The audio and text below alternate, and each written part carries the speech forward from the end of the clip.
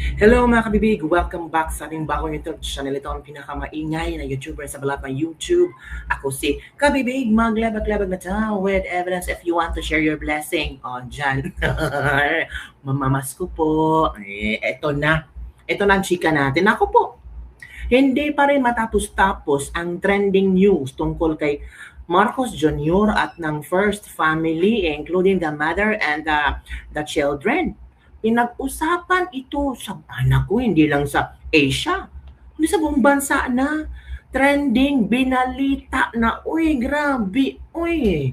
As in, alam na ng ibang bansa na vangagers ang ating presidente, hindi lang ang presidente, pati yung asawa at anak. Balitang-balita na. Oo mga kabibig, ito pa ha. Ang bagong script nila ngayon na konti na lang daw ang mga pro-Duterte na mga OFW. Marami na daw yung mga anti-Duterte. Ano ko pag-uusapan natin yan, kabibig ha? Kasi sabi ni Llamas na confident sila na, of course, mananalo sila kasi marami ng anti-Duterte. Oy, mga OFW dyan, comment down below, be. Baka anti-Duterte na kayo ha. Comment below kung anti-Duterte ba kayo or pro-Duterte. Kasi baka nagpa-survey itong si Llamas ba? Nagpa-survey ito, maybe, kasi wala namang data nilabas. Kung dapat sana may data nilabas, na ito ang data, 70% are anti-Duterte. Kung ganon, dyan makabahan na tayo kung may mga data, mga survey. Pero, knowing, galing ang sa bibig, na ano daw, madami na daw anti-Duterte ng mga OFW. Kaya nga si BP Sara, si Baste, ay palagi nang pumunta sa ibang bansa para suyuin daw ang mga mga OFW, yung mga OFW. Totoo ba ito? Comment down below. Parang nawiwerduhan ako sa sinabi ni Llamas. Sabi na iba, huwag kang maniwala, kabibig. Basta nakikita mo talaga na may mga tao pang pupunta sa ICC, it means marami pa rin nagmamahal kay Pangulong Rodrigo Roa Duterte. Marami pa rin pro-Duterte. Comment kayo. Yung mga pro-Duterte, it means alam nila kung ano ang nangyari sa ekonomiya ng ating bansa. Yung mga anti-Duterte, tulog na tulog. Ang pinaniniwalaan nila, maganda ang bansa natin. Progresibo, sabi ni Madam Claire Castro. Di ba kabibig? So eto muna ha, ito kasi ang banat ni Llamas. Grabe si Llamas, no? Saan kayo siya nakakuha ng date? May data ba siya? May information ba siya? Kasi nawiwerduhan ako sa statement niya ba? Ito oh. Ito ang sabi ni Llamas. Unti-unti ha, ito, humihina na OFW support sa Duterte. Unti-unti na nawawala ang suporta ng overseas Filipino workers sa kampo ni na Vice President sa Duterte at Davao City 1st District Representative Pulong Duterte. Ayon kay political commentator Ronald Llamas. Paliwanag niya, kaya umano sila nag-iikot abroad ay dahil maraming OFW sa dating solid kay dating Pangulong Duterte ay ngayon bumibitaw na. Dagdag pa ng Llamas, nagbabago na rin ang pulso ng kabataan. Lalo na mas naririnig na ang sigaw kontra korupsyon sa ilang politiko. Kabibig ha, pakinggan natin ha ang kanyang statement. Makinig tayo sa kanyang statement ba? Kaya kabibig, bahala kayo, maniwala ba kayo? Hindi. Basta ako, marami pa rin akong friends na mga mga Duterte supporter. Ito na. Subukan nilang mag-ikot around the world. Dati kasi yung strong point nila OFW. Ngayon hindi na masyado. Naglibot kami sa Tokyo 3 weeks ago. Naglibot kami sa parts of Europe. Dati, nung panahon ni Digong, wala kang makakausap na OFW na anti-Digong. Ngayon, dumadami na. No? Yung mga assembly namin sa Vienna, sa Hong Kong, sa Tokyo, sa Yokohama, sa Rome, sa Milan, sa Berlin, puro mga OFW. Na sabi nila, dati, mga Digong kami. Ngayon, hindi na. So, ibig sabihin, mismo yung dati nilang base, kaya binabalikan ni Pulong sa ni Sara, dahil baka mawala sa kanila. So, baka nanliligaw sila ngayon. Input ko lang na meron kasing meron nagko-cover din naman tayo ng OFW. Yes. May mga ayaw kasi magbigay, ang hiningi daw kasi na suporta, kailangan na doon din pati passport number at saka mga pangalan daw. So they don't want to give that away. So it's an indication daw na meron talagang hindi ganun kalubos yung suporta doon. Ayaw ibigay yung mga detalye. At saka siyempre, yung pinakamahalaga, yung medyo nagsisimula ng sumulpot last midterm election, yung kabataan. Yan yung parang isang variable na hindi mo sigurado paano magdi-deliver sa 2028. At lalaki ng lalaki pa yung population na yan. Correct. No? At siyempre, kaya nga wala na ngayon mga politiko na dumadalo sa UAAP Games Dahil sumisigaw yung mga nanonood doon Nang ikulong na yan Wala nang dumadalo ngayon sa mga concert sa Araneta ng mga politiko. So ang tanong, sino ang gusto ng mga kabataan na ikukulong? O eto ang komento ng ating mga nanasin. Mind conditioning pa more. The caption versus the reactions. Naupaw, sigpamakak, mind conditioning or sour graping. Nya, pila mo dyan imong nadawat be. O ito ha. Ito ang sabi ni MP Miko Poge. Ito. Ronald Llamas, opinion ko lang ha. Parang mind conditioning ang dating nga sinabi mo. Yung style ng analysis mo para sa aming mga OFW, bulok ang pagkaka-frame. Hindi ganyan totoong pulso namin dito sa abroad. O itong si Miko Poge, nasa abroad naman to. Pakinggan natin. Mga ka-IDS, mga ka-MP, pakinggan nyo to ha. Kasi may sinabi si Ronald Llamas, isang political commentator daw tungkol sa OFWs. Pero habang pinapakinggan ko, parang hindi tugma ang analysis niya sa actual reality namin na OFWs. Ito ang video, panoorin natin lahat. Sige. Silang mag-ikot around the world. Dahil dati kasi yung strong point nila OFW. Yeah. Ngayon hindi na masyado. Halimbawa, naglibot kami sa Tokyo 3 weeks ago. Naglibot kami sa parts of Europe. Dati, nung panahon ni Digong, wala kang makakausap na OFW na anti-Digong. Ngayon dumadami na. No, yung mga assembly namin sa Vienna, sa Hong Kong, sa Tokyo, sa Yokohama, sa Rome, sa Milan, sa Berlin, puro mga OFW. Na sabi nila dati, mga Digong kami. Ngayon hindi na. So ibig sabihin, mismo yung dati nilang base, kaya binabalikan ni Pulong at ni Sara dahil baka mawala sa kanila. So kumbaga nagliligaw sila ngayon. Input ko lang na meron kasi meron nagko-cover din naman tayo ng OFW. Yes. May mga ayaw kasi magbigay. Siyempre, mga ka-MP, mga point yung 2028 elections. yung strong point nila, OFW. Ngayon, hindi na masyado. Mga ka-MP, mga ka-DDS, sino nagsabi? Siya? Si Ronald?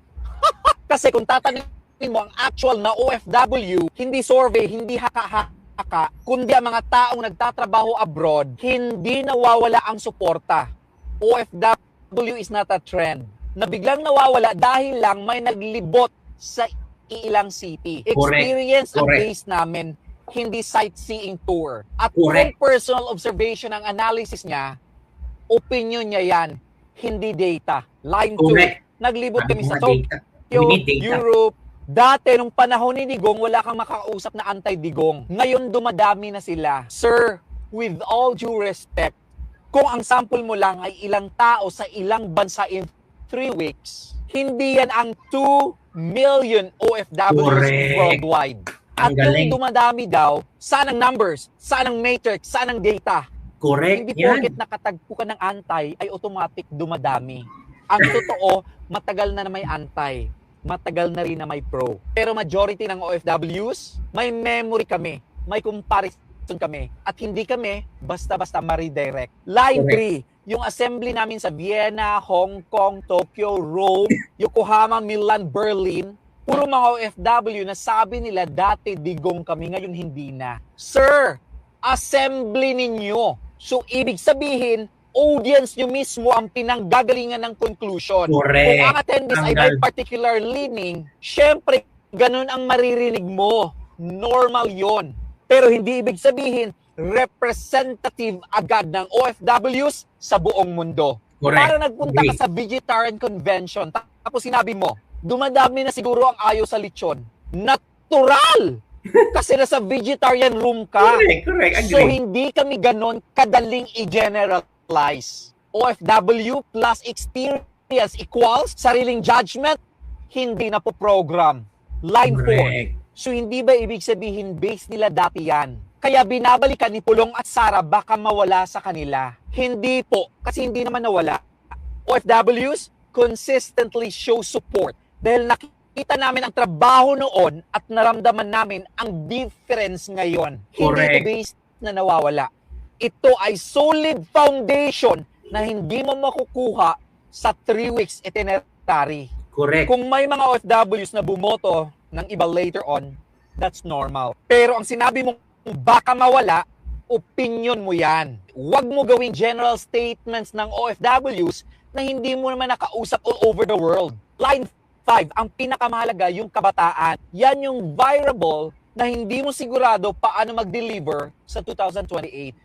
Tama ka sa isang bagay, unpredictable ang youth vote.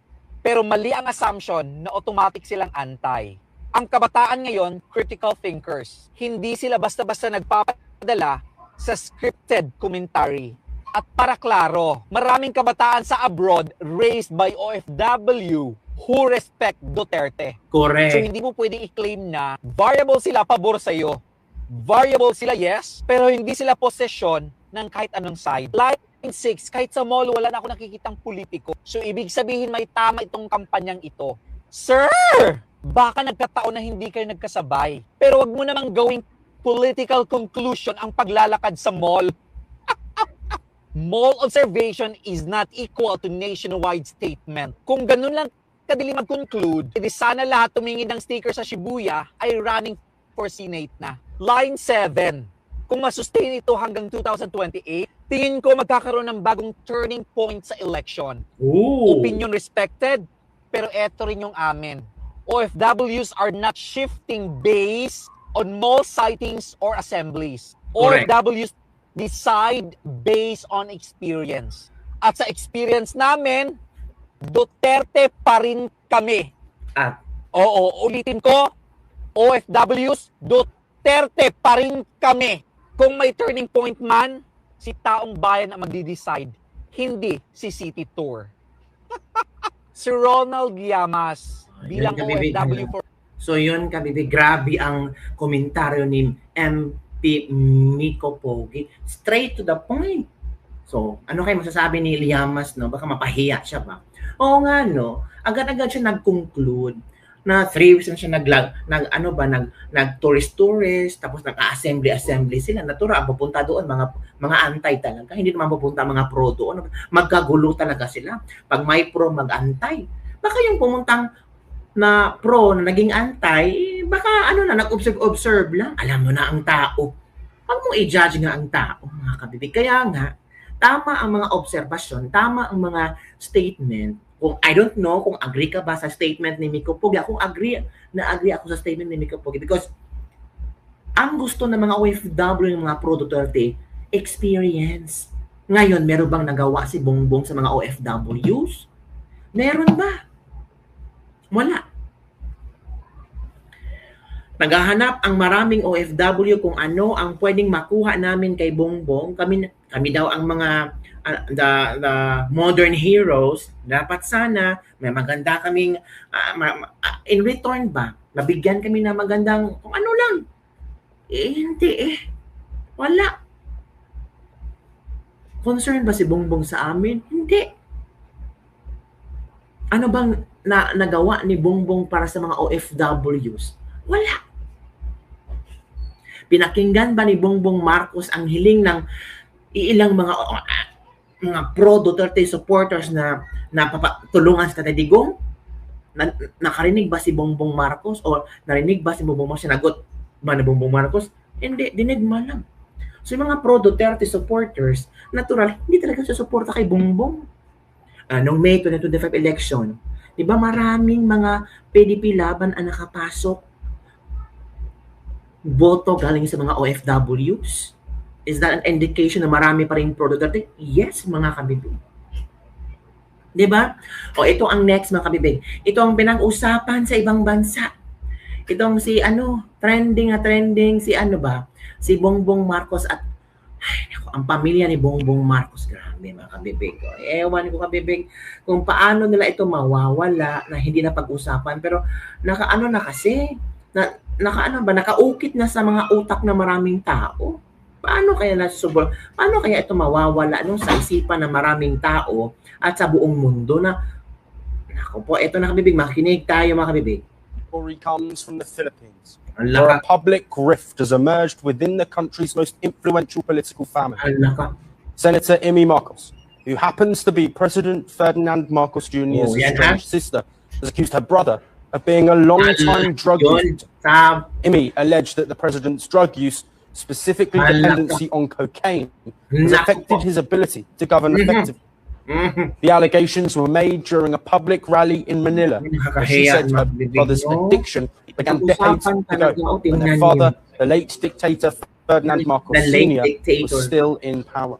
Hala, Senator Amy also accused the president's wife and children of using drugs. hala She ka. appealed to the armed forces, police, and government officials to help manage her brother's condition. Our Hala. next story comes from the Philippines. Yan ha. Napag-usapan talaga sa ibang bansa mga kabibig ang nangyari sa ating bansa at sa ating presidente. Diba parang nakakahiya mga kabibig. Ano kaya ang reaction ni Bongbong Marcos tungkol dito? Kasi pinag-uusapan sila, highlight sila. Sabi ng iba, wala lang, parang pansin nyo, hindi pa sila lumalabas sa bansa. Kasi takot sila, nahihiya sila. Napansin nyo walang mga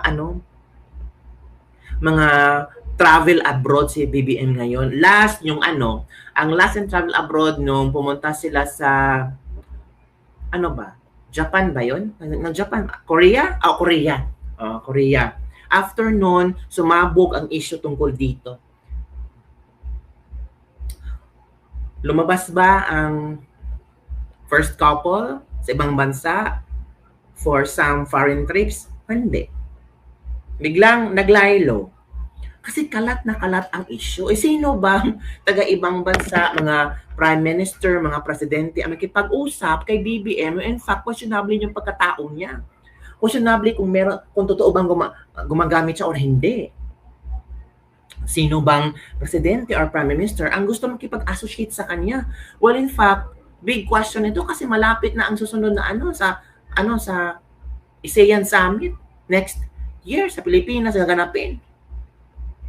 Ang tanong, meron kayang aaten? Di ba kabibig? Ito ha. Ito si Atty. Rowena Guanzon. Kung hindi ito, kung walang gagawin si BBM, ewan ko ba, kung meron pang aaten sa summit. Ito ha, Atty. Rowena Guanzon, hinggan natin ha.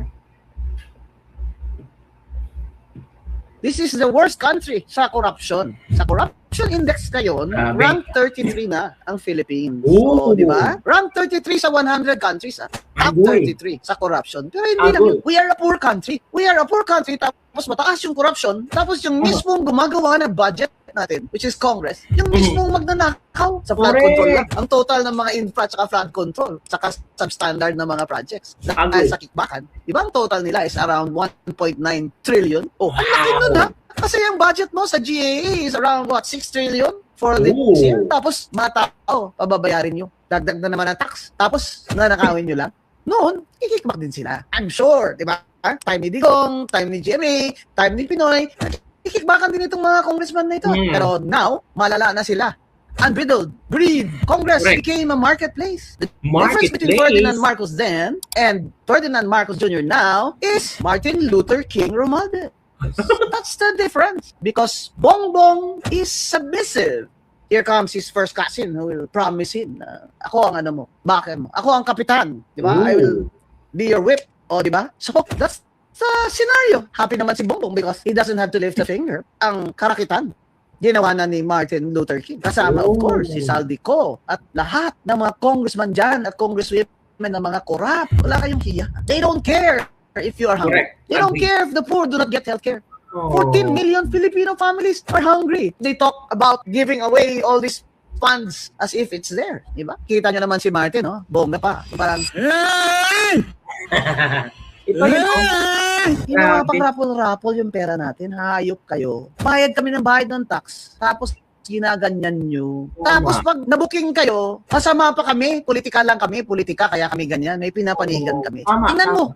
Nasaan si Martin Romualdez ngayon? Di ba? Historically found. Anong klaseng investigation committee yan? Yung ICI? Nag-excuse me si Romualdez, payag naman sila. Ba? Gusto pa pumunta sa ibang bansa, magpapagamot daw? Ano bang sakit mo? Sakit sa katinang kamay ang sakit mo eh. Wala namang gamot dyan. Dito ka lang magpagamot. Pwede na yan. Ngayon, mga kababayan, sino ang dapat managot? Yan ang tinatanong natin sa mga rally. Bakit hanggang ngayon wala pang nananagot? Kasi si Martin Romualdez, ang tinutukoy na mastermind ni Saldico. Kaya nila pinaalis si Saldico. Ako, I believe Saldico. Ako, I believe Gutesa kasi nag-corroborate sila ng statement ni Saldico na nag-deliver sila ng pera. Mali-malita at ilang sasakyan na pera sa bahay ni Romualdez. At sabi ni Saldico, sa bahay ni Bongbong Marcos mismo at sa Malacanang. Saldico, at choy lang yun ni Romualdez. Kaya dapat yung anti-political dynasty law, ipasa nyo na yan, Speaker D. Hindi ko lang alam anong itsura ng political dynasty law na yan. It is mangled to death. But at least, it's a start, diba? Dahil dyan, sa 2025 election na yan, kaya tayo ninakawan ng todo nitong Martin Luther King at ng administration ni BBM. There you go.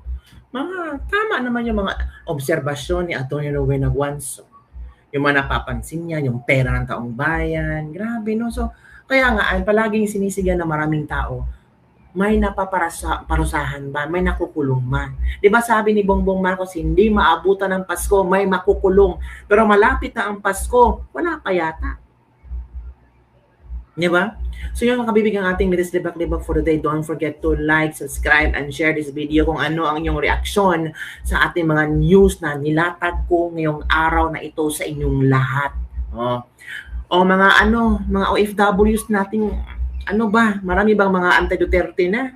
Comment below, bakit naging anti-Duterte kayo? I-comment mo ba, bakit pro-Duterte pa rin kayo at bakit naging anti-Duterte kayo? Wala namang problema kung i-comment nyo, naging anti-Duterte ako kasi ganito, ganyan, nakikita ko.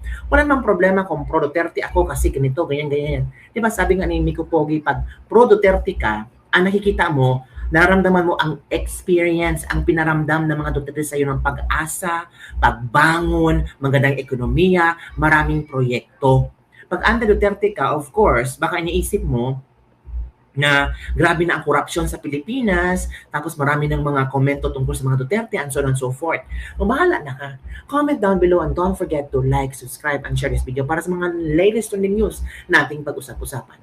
Bye everyone! See you next time!